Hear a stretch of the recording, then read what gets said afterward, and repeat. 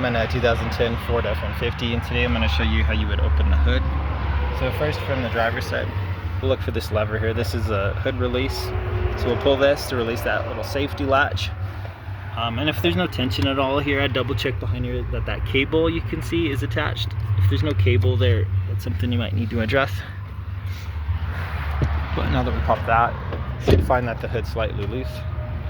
And if not, yeah, just kind of pull it up a little till it loosens up. That way you've got room to fit your fingers here. Right towards the center, we'll reach in. There's a lever right here, so I'm gonna push the lever and then lift the hood. So push and lift. There you go.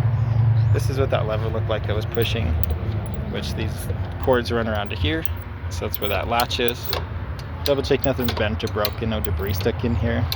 If this is sticking a lot, you might need to spray some WD-40 to loosen it. Maybe double check these lines. Up there is where it was hooked onto. So again, make sure nothing's broken.